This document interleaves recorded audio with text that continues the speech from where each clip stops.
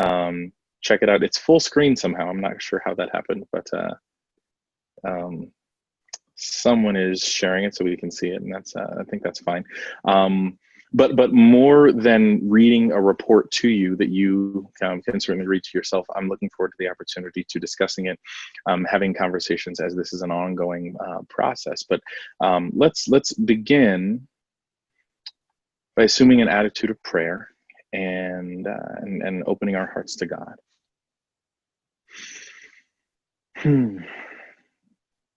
Lord, we're coming to you from many places and spaces across our area.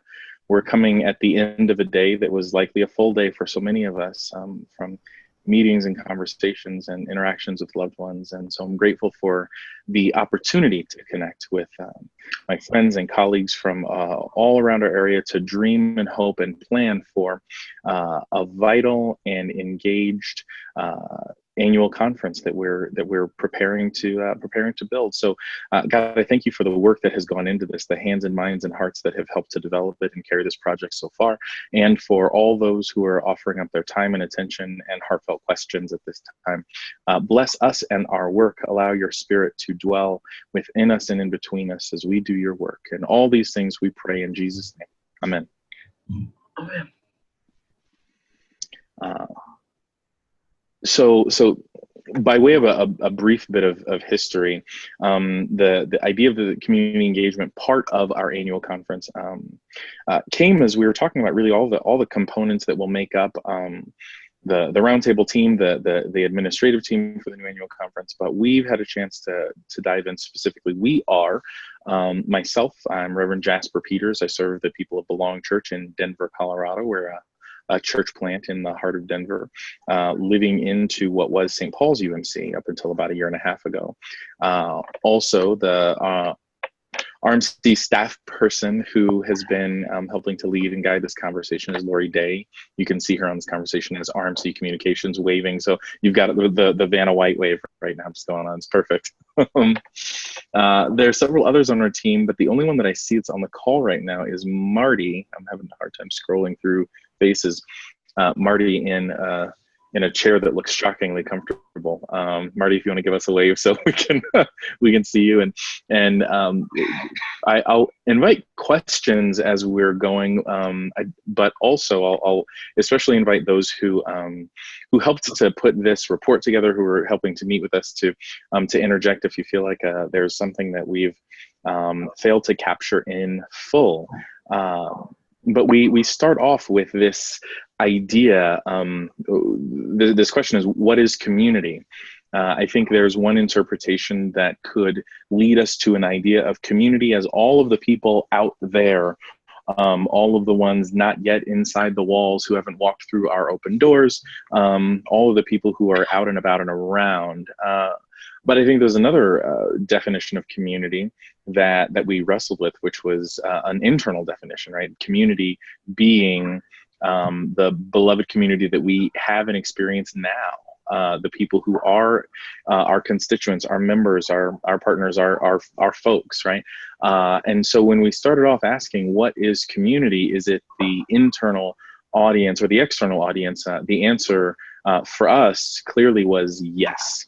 Yes, we're talking about an internal audience. Yes, we're talking about an external audience. And we have duties to both our internal and external audiences, our internal communities, external communities, and we have opportunities to better serve the people who are already in our community, and also the people around us, also the people who are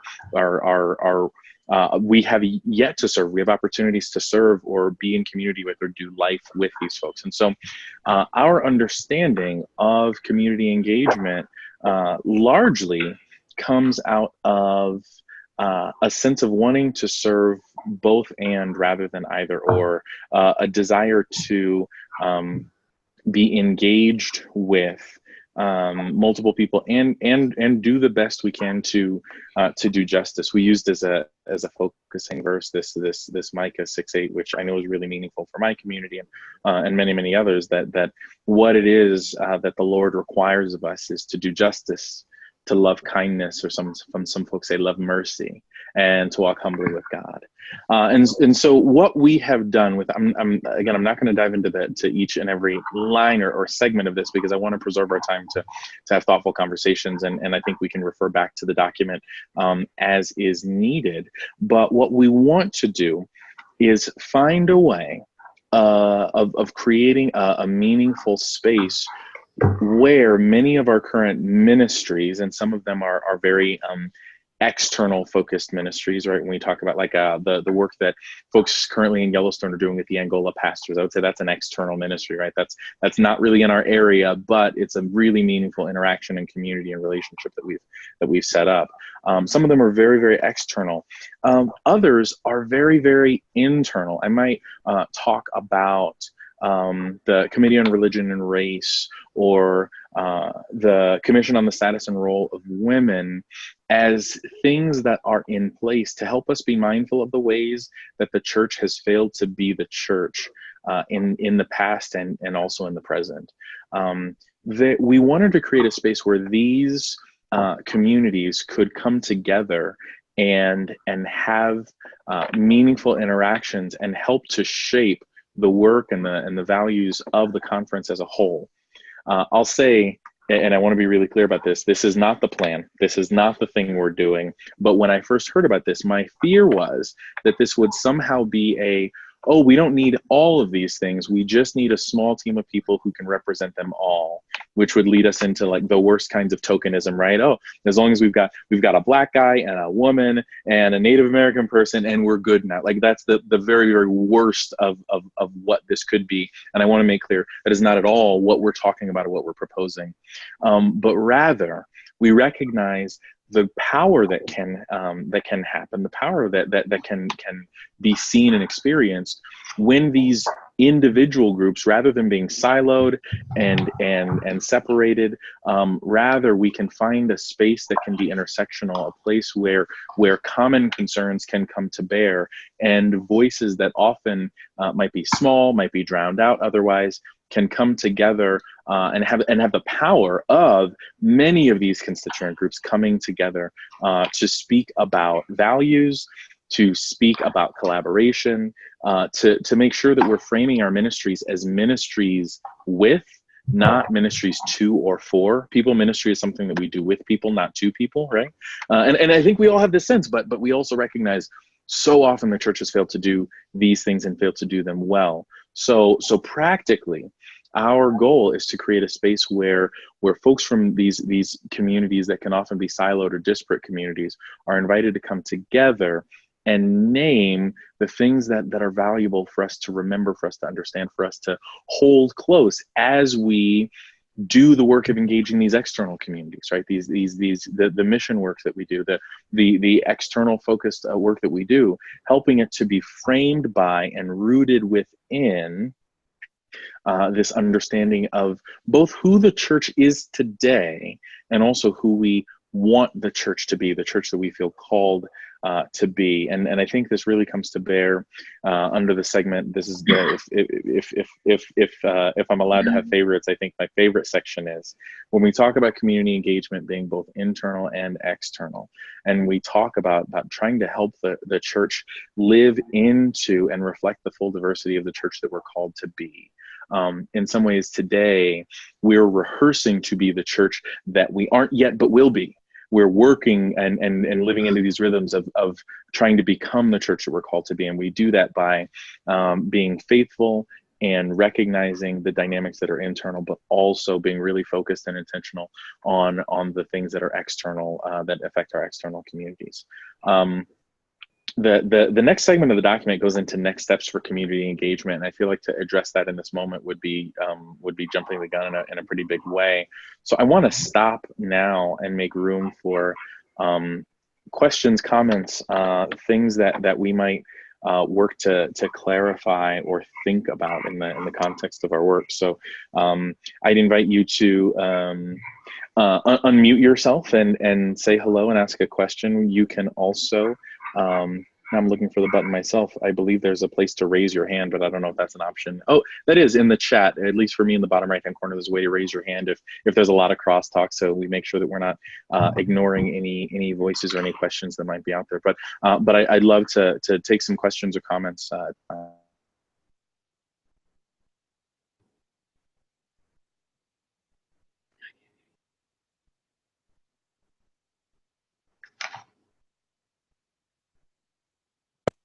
Emily, I see you.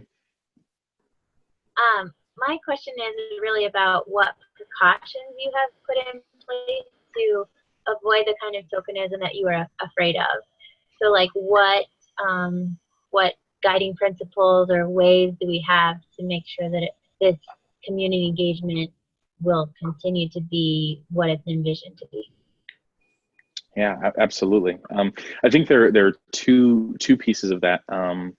One is I'd say less of a guiding principle and more of a pragmatic response, because what we were looking at all these groups as we were planning, and we're like, okay, so do we risk the tokenism model where we do invite one person from CONAM and one person from Hispanic and Latino ministries, and what in doing this, because at least you make sure that there's a possibility of a voice at at least a voice at the table.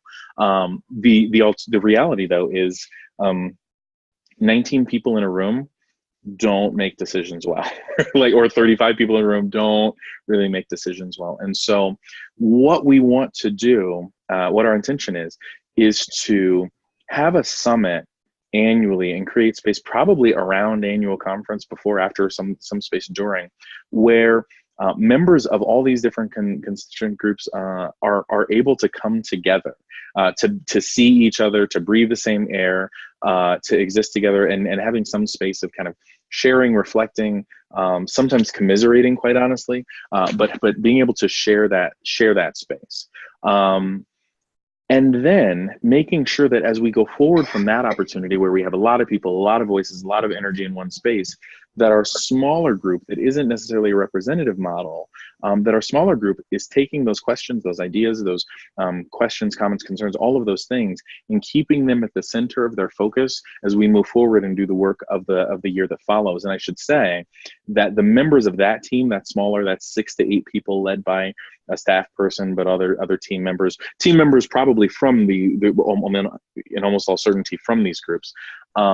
Each team member will have an assigned group where they are agreeing to go and participate in meaningful ways with all the folks that we're talking about. So for instance, it might be the case that I'm going to pretend that I'm this one of these team members. It might be the case that I am the team member who goes to meetings and communicates with and takes feedback from and acts as a communicator for the Commission on Religion and Race, and maybe the ethnic local church concerns as well, and maybe even Hispanic and Latino ministries. Now, I'm not a Hispanic or Latino person, but if I feel called to or passionate about or feel like I've got good relationships with the people who are leading in that area, I can commit myself to being in ministry, being in partnership with those folks, being in conversation with them, and making sure that their voices and concerns are heard in this space that is meant to be intersectional. It's meant to be a clearinghouse for these concerns. That's meant to be the place that can speak with the power of all of these groups. And so, in some ways, we have a space where people, they can come and actually be seen, and actually be heard, and actually be represented. But also, in the intervening time, we have team members who are going to be in really intentional ministry, listen to and work with these other folks as well.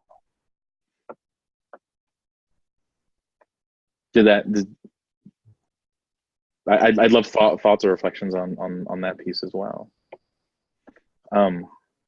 It's maybe we're saying in this moment as well that some of the ways in which community engagement can be really powerful isn't so much about the thing that I just talked about, but it's about maybe helping to create a culture where we keep the things that are important before us rather than letting them fall into the background. So for instance, we might bemoan that maybe a certain committee or group that's outside of this, right? Like, again, I'm making this up, but the BOM is an easy one, right? So maybe we say, wow, the BOM is very, very white, and we don't have as much ethnic diversity there, or perhaps it's overloaded with men, and we all kind of know that, and we all recognize that, but we aren't saying it or seeing it.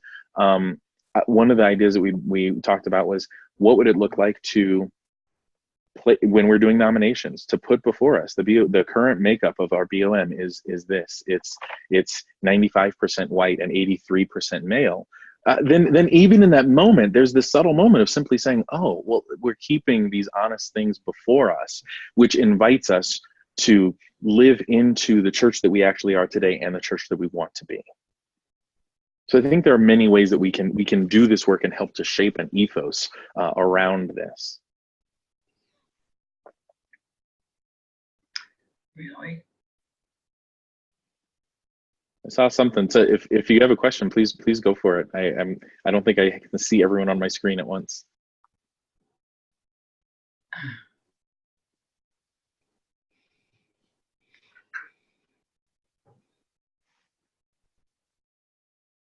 Maybe it was just an echo that I heard. One of the ways that we framed things when we were meeting was asking folks what they were hoping for, but also trying to make room for the things that perhaps we have a fear around.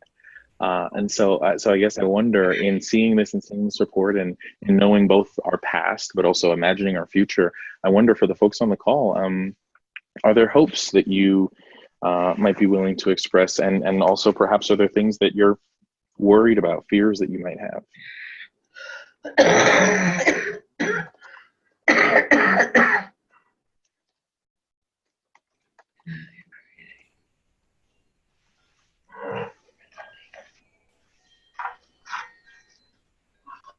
I don't know that I've experienced this group to be shy before, but I'll wait a second and. This is Sally McConnell, and I don't really have a question so much as an observation that I think that there's a lot of, I think the framework is good, but it's a matter of living into it. And there's a lot of, I think just general uncertainties, and that we still need to sort out, and that some of these things are just going to take a little time and definite intention and prayer. I wholeheartedly agree, and perhaps this is a grim way of saying this, but I think there are a whole lot of ways to get this wrong, and there are probably fewer ways to really get it right. And so I think our work is really cut out for us, because if tokenism weren't easy to fall into, then it wouldn't happen so often. If engaging in mission in the same old way with the same kind of conquering mindset, if that weren't so easy, we wouldn't do it so often. The thing that we're talking about is the hard work, but because it's important, my hope and prayer is that this framework will help us to do it well, to do it faithfully, to do it thoughtfully, but recognizing that we can't do any of those things unless we do it prayerfully and do it in community. Thank you, Sally. Oh, Marty, I see a hand. Marty, go for it.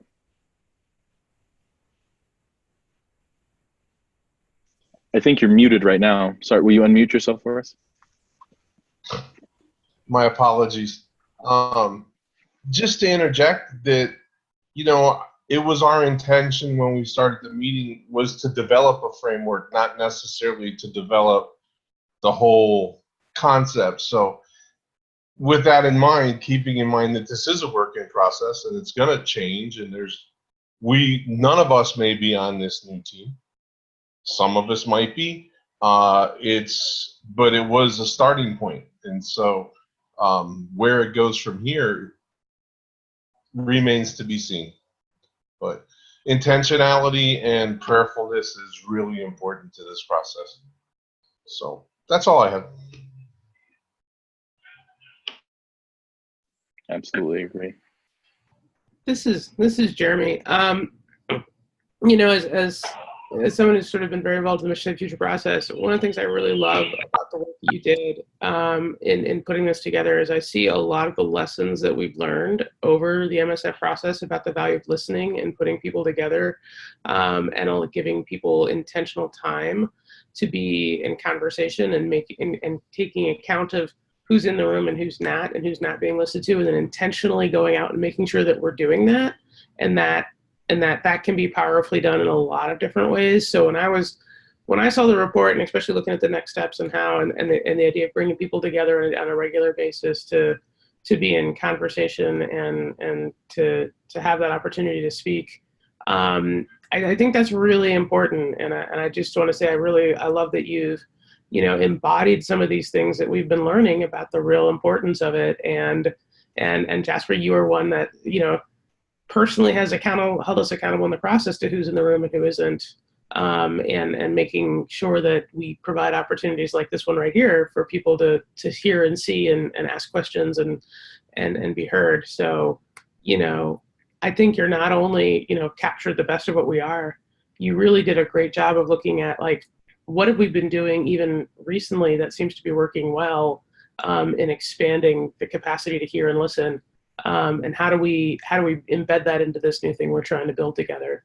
So, I just, well done to you and everyone else who was on the team. I really appreciate what you're doing. Yeah, it was funny that this team of folks, I mean, I think I'd only been in the room with half of them before, and we really, in a short amount of time, we really came together and recognized there were so many shared concerns, but also shared hopes. I would be remiss if I didn't recognize Lori, because Lori took a lot of raw energy and half-baked ideas and things like that, and then helped to shape it into what we have, which we recognize is not perfect and isn't final, but I think it's a really good springboard into what we believe is next. So thank you, Jeremy, for recognizing that. So I want to say a couple things. One, I want to rename one of the values that has been a part of the Mission Shaped Future process for a long time, which is understanding that the role of the annual conference is to serve and equip and build up and bless our local churches and extension ministries, not the other way around. So we don't work to serve the annual conference at all moments, but rather we owe it to ourselves to create a healthy annual conference that can then serve the needs of our local churches and extension ministries. And this is the idea here. How can we be the best servants, the best listeners, the best doers of the work that's before us? And so to name that, I can talk about kind of the next steps that are before us, and I won't name one of them again. I trust that you either have read or will read, if you so choose, the report that's been created and offered up. But one of the things I think is most important here is that we're going to have a summit in 2018, and we're going to partner with the existing groups, the folks who are already doing the work. A quick note about that: we recognize that not all the groups that are listed are all the same. There are some that are in great shape, that are healthy, that are functional, that are kicking butt, taking names, that they're doing the work, right? And we want to affirm them. But we also want to recognize that there are some groups that might be defunct. There are some groups that might not be in a really healthy place right now. One of the benefits of bringing all these folks together is that the healthy ones, we believe, can help to positively impact and be models for the ones who aren't as healthy as they could be or aren't functioning in the way that they could be. So we can say, oh, here's how they're doing. Here's how they've approached this problem. So we're going to come together with the existing groups later on this fall and begin to build out a functional way of planning and working and moving forward. And the hope and expectation would be that that's the place where these team members are equipped, that we have the opportunity to say, here's who's going to work with whom, with which groups. We can make and solidify connections in person at the time, so that as we move forward, we can be really intentional. And I know that already, Lori is helping to make plans so that at Annual Conference 2019, we know how to make room properly for all these folks to come together and to communicate and to connect. we also, and this is a broad cut across many of the other next step pieces, but we also recognize that there's so often a temptation to rebuild the wheel. This literally happened in real time during during our meeting. We're sitting here saying, oh, it'd be nice to have this thing and maybe that thing too. And oh, the third thing could wrap it all together. So we just need to find the 58 people who are going to make those things. And then someone helpfully suggested, like, hey, actually, I saw last week that Cosro already has a resource that is 98% of what we're talking about. So how can we take the stuff that already exists and share it and make it accessible in certain places? A prison ministry, for example, it might be daunting. I can't remember those numbers. So Marty, maybe you can help me out in terms of how many prisons there are and just in Colorado, I think is the number you shared, versus how many have active prison ministries. There are 23 facilities, and at least with Kairos, there's only. You cut out. I heard 23 facilities, and then how many with Kairos? 9 that actually had Kairos. Right. So. And so 23 facilities, 9 have Kairos.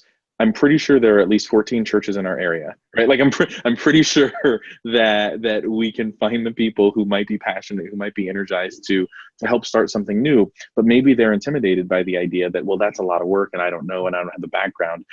How can we make it really just shockingly simple to access a resource that says, hey, prison ministry in our area, here are the 9 people who are doing this great work. Call Marty, here's his number, here's his email. Call these folks, here's how to contact them, so that you can feel more empowered and more equipped to go and do this work that's before you. That's a small example in some ways, and it feels like, oh, well, sure. But legitimately think about the lives that we can impact, that we can change, that we can bless, that we're not doing right now. But that could be so simple to step into it when you know that someone has gone before you, someone has the experience, someone has the ability to guide you through the process. So some of the stuff we're doing is, again, it's not about creating new things. It's about making sure we have good access to the resources that are available. I remember from my Microsoft days, there was a survey that went out and they asked people what they wanted in the next version of Microsoft Word, what kind of functionality capabilities they wanted in the next version of Microsoft Word. And it turned out that of the things that were requested, 89% of them were existing features. So in some ways, the problem wasn't that we needed more stuff, more features. The problem was, how do we help people to know what the resources are, what the functionalities are, where they can tap into these resources and do the work that they feel called to do. So Jasper, this is Margaret. So what's the thinking about how we'll communicate that? And one of the things that I'm keenly aware of is I'm pretty well Methodist acronymed. I'm pretty fluent, but I still come across things that I don't know what they are. And so how do we present the resources that we already have, the groups that are already doing significant ministry, in ways so that somebody who knows about Cosro can go looking for Cosro and find it, and somebody who knows nothing about Cosro but has just experienced blatant sexism in their local church and wants to know if there are any resources at the annual conference or denomination to help them. How can both of those people find the same stuff? And how will we be working on access? And I realize that might be a more technical question. I realize there's probably a very technical question of how you run a website that might be the answer to that. But I'm also looking for, how are we going to be communicating, not just by having resources online? How are we going to be sharing ministry resources in ways that connect with the real questions and the real circumstances before people? Yeah. Do you want me to chime in here too? Oh, please do, Lori. Margaret, this is Lori. I think there's one of the things that we continue to talk about is getting closer to our churches through circuits, districts, congregational resource ministers, district superintendents. Like, we are very clear that we have continued to be, that we really need to get out of the annual conference and really in more local areas. And so some of it is about being in partnership. Like, we've talked about meeting with circuit leaders to share this information, that circuit or congregational resource ministers, district superintendents, to hear what's happening, so that community engagement people can go to those local churches, to those circuits, and really engage in conversation and find out how we can be helpful. Because you're right, there's a lot of acronyms, there's a lot of information out there that people don't know, and it is our responsibility to present it in a way that is helpful and easily accessible. So it's going to be a lot of communication. And you're right, there are technical answers to that in terms of websites, but we also know not everybody goes to websites to find information, and not everybody is able to find information on a website in the way that website designers have created them. So yeah, like, really trying to have a much more personal connection to these churches, to the districts, the circuits, and really also relying on people sharing feedback to community engagement around that. Yeah, Laura, I think that's I think that's spot on, and Emily was underscoring this in the chat as well. And was that Emily Hagan who did it? I'd only see one Emily, so I'm assuming it was Emily Hagan who shared in the chat. Okay, yeah, it was you. But the idea, and Tanya's pointing out, not everyone has Wi-Fi connection that's easily accessible. And Tanya, we talked about that in our meeting, that there are some areas where Wi-Fi or internet connection in general is dependent upon what's the wind speed that day, right? Like, and is it even a possibility? Is it feasible for people to access these? So I think that some of this is going to be subject to the same way that any other information or resource travels in our connection, and sometimes that's at the speed of broadband, and other times that is at the cadence and pace of a congregational resource minister or a district superintendent. But I think the general idea, Margaret, is that we would use those two positions to help populate this list and to help make it accessible. But I think it comes to life with those people as well, as it's essentially a tool to help the people who serve, in our circuit leaders as well, the people who serve our congregations, to give them a tool to say, well, I heard that someone is doing this really great work out there somewhere, and let me utilize this list to figure it out. In that second scenario, Margaret, the one that you mentioned, perhaps there's someone who's just experienced blatant sexism and wondering what the church has to say about it, what the church can do about it, what resources are there. 100% honest. I'm worried that person might not ever think that there's might not know what the annual conference is, let alone think that the annual conference might have a resource to address it. I don't know how to overcome that, but I think that there's that this is at least a step forward. Jeff, I see you have an idea you'd love to share. Go for it.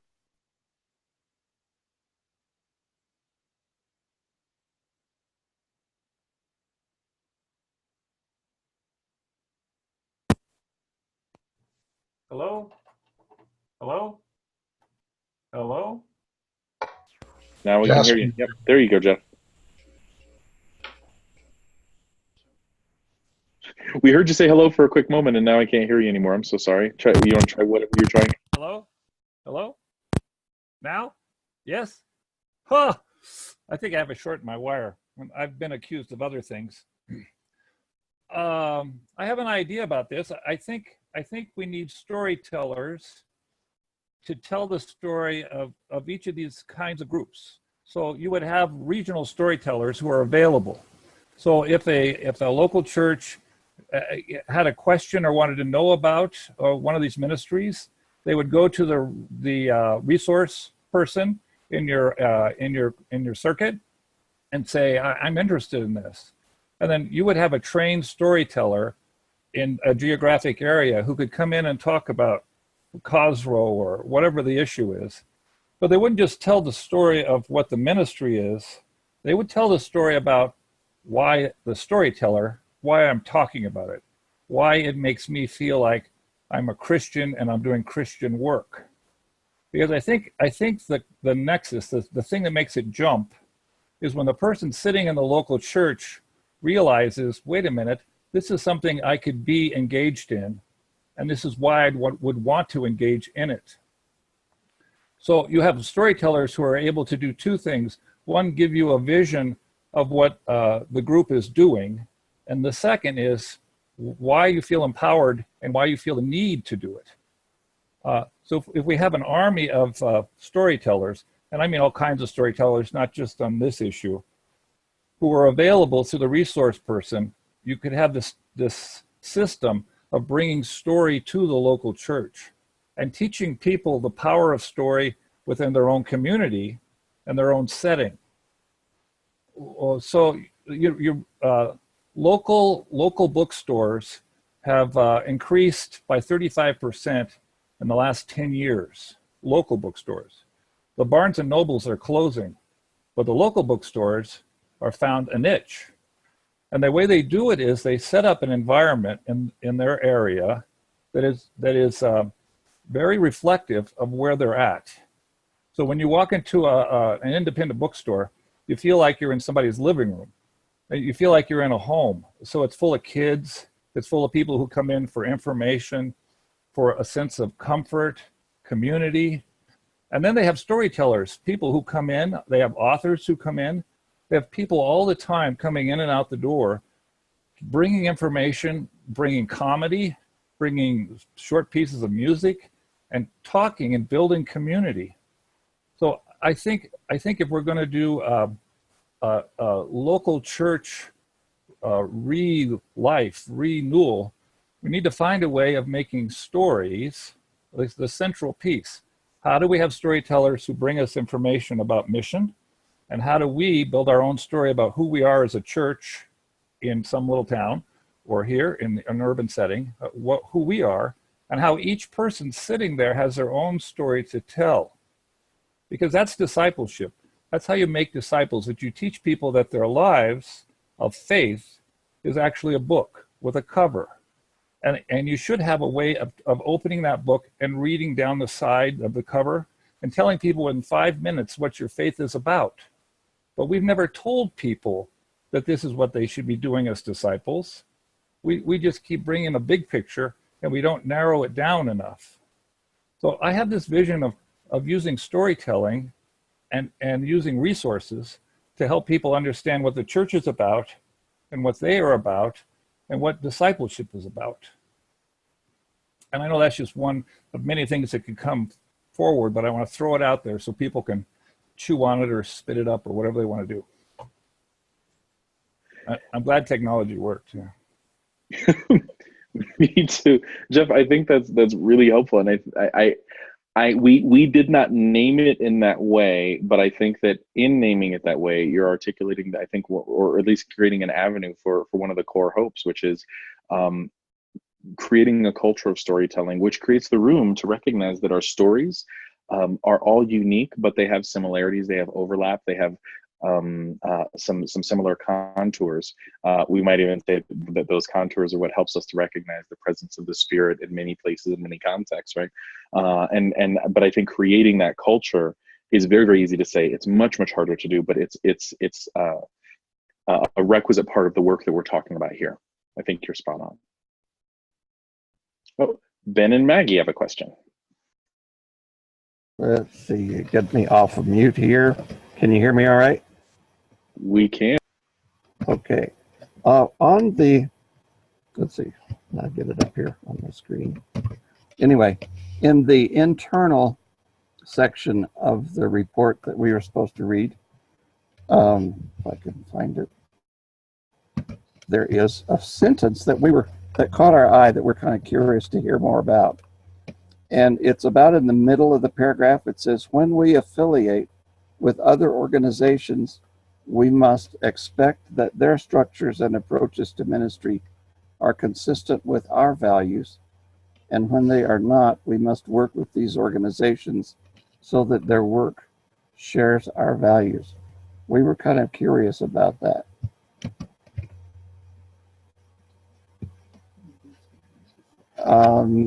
Okay, I'll be real blunt here. It sounds a little bit like colonialism to me. I see that reading of it. In fact, I think the intention is just the opposite, and I think that Lori might be able to elucidate a little bit. But what I'll say is, there are times when our relationships or when our partnerships, when the way we engage, I'm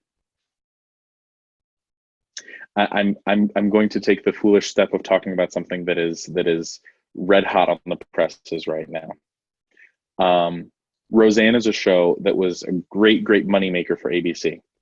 Yet there was a recognition that through her actions, her words, her tweets, that she expressed that her values didn't align with the values of the parent company, and so they canceled the show.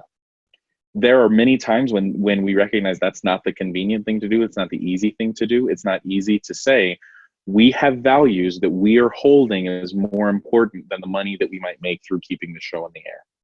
And we're going to hold on to our values, even recognizing the way in which it might cost us something important. This sentence is not about trying to force other people to have our values, but rather helping us to stand our ground with the things that we value, the values of inclusion, of diversity, of honoring all human beings, honoring contextualization, honoring people who've traditionally been marginalized or excluded.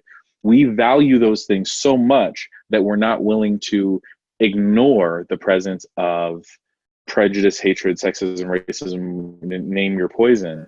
We're not willing to ignore those things for the sake of, well, but we can still do healthy ministry. No, at some point, we are going to say that this doesn't align with our values, and we're not going to make those compromises of our values for the sake of convenience. I think that's the spirit where it came from. But I hear the reading of it, and maybe the language there needs work or needs development. Lori, do you want to add to that as well? I want to echo what Jasper said. I agree with his explanation. Ben, I really appreciate your highlighting that could be read in a much more negative way than was intended. And so I think we need to work on that sentence because, in no way do we want this to be about colonialism, but rather about identifying places where our shared values intersect, and when they don't, being able to look critically at them and figure out, is this a place where we can continue to be in relationship and provide some avenues for coming to some greater agreement around those values? Or is this a time where we need to say, this is not something that we find in line with our values and are unable to continue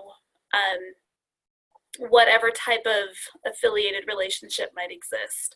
But ultimately, we always want to work toward transformation, mutual understanding, but also remaining accountable to who we are. So I really appreciate your comment about that sentence, and we absolutely need to work on creating a little bit more context for that sentence so that it cannot be misinterpreted in what we had intended. So thank you.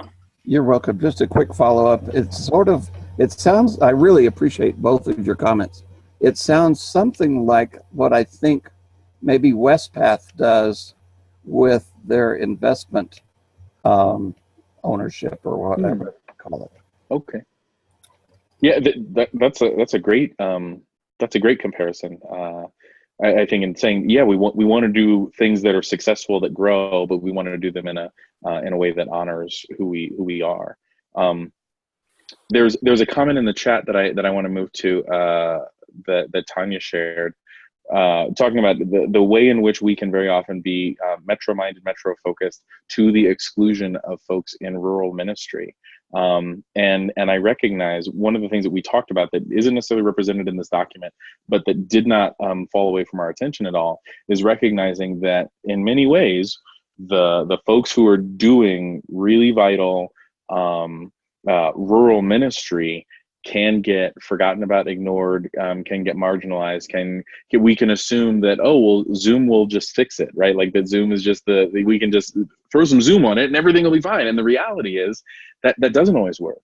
That as we pointed out earlier, internet connections can be fickle at times. And we recognize that there are ways in which those folks get overlooked, and so we struggled with the practical way of honoring that or including it, but we didn't give up on it either. We're still working to figure out how do we wrap that up in the midst of what we're trying to do here.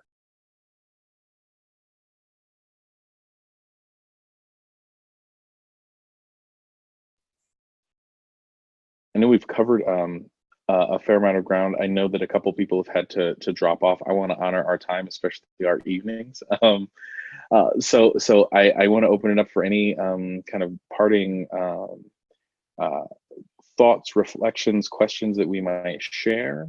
I'll leave a parting word after that from Lori, who can name a little bit more specifically, just to underscore what the gathering in the fall might look like.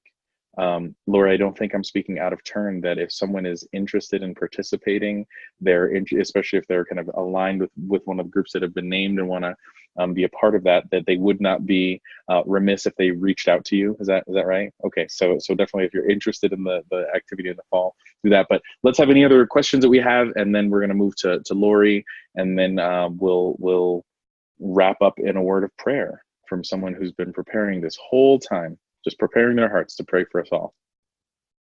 What questions do we have, friends?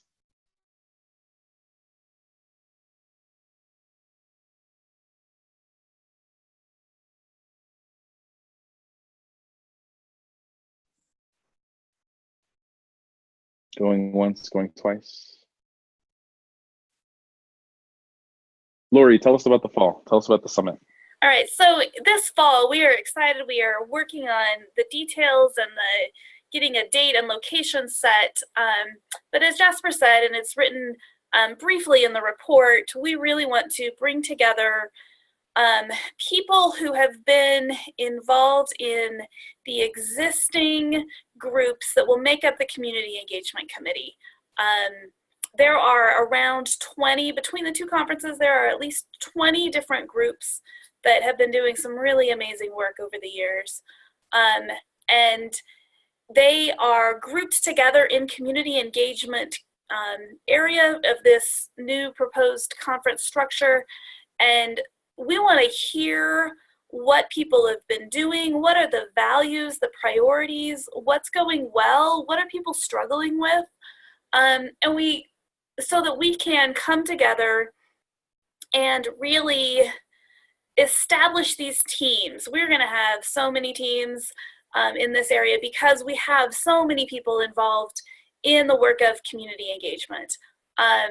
And so we need to do that hard work of setting priorities, identifying leadership, and really setting people free to do this work. This work is not going to be done by the 6 to 8 elected members that are going to be on the Community Engagement Committee. This work is going to be done by teams of people all throughout the conferences, or the proposed one new conference, who will take their passion and run with it. And these are things that we might have some ongoing ministries. Like, for example, the Yellowstone Conference has an amazing connection with supporting Angola pastors. And it is something that some people in the Rocky Mountain Conference know about and some people don't. We really look forward to sharing that with the whole area and see how we can extend that out. And so I imagine we're going to have this ongoing team that does work around and GOLA partnership. At the same time, we're going to have other issues that emerge. You know, we've got Me Too movement, we've got immigration, we've got, you know, maybe we need to do a fundraising project for a local community that really has this need that has emerged. So we're going to get together teams to do that. And so what we want to do with the summit, gather people, hear those ideas, talk about how we're going to work together. How are we going to hear the needs that are happening throughout the conference and around the world, and find ways to mobilize, support, and resource people and those teams to set them free to do that great ministry. So we will publicly share that information about, you know, the date and the location when it is set, and we will specifically invite people who have been involved in those groups, but also do a broad invitation, inviting people who are interested and passionate, who maybe haven't been involved, but really to stand up and say, yes, like I am interested, and, you know, come and be part of us. So watch for that, and we will make sure that that information gets shared. So thank you, everyone. I really thank all of you who have participated. I see a lot of names here that I recognize, and, you know, a handful of ones that I don't, and I really look forward to getting to know you, to working with you, and finding ways that we can help match your passion, match your interest, where you want to step up and be involved, and find ways to connect you with other people and support that ministry that you're interested in.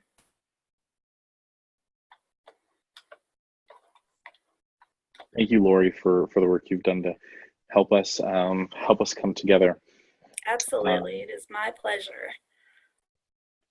Who is that full-hearted person who's ready to send us out with prayer?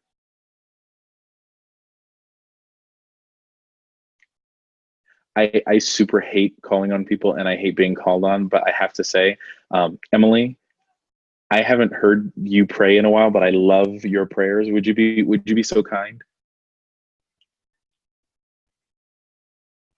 Assuming you can unmute. Otherwise, it might be more difficult for us to participate. Yes, there we let go. us begin a time of prayer. Holy and loving God, God of vulnerable invitation, we ask that you would help us to feel your spirit breathe into our area, so that we might have new life, that we might support one another in the community that is being invited to be created, and to be aware of both internal and external members, to be connected to one another in deep ways in which we share our stories, and we walk together as disciples who are willing to follow these invitations of Scripture, to walk humbly, to love deeply, and with justice in our being. Help us to live out these faithful words in our lives. Amen. Amen. Amen.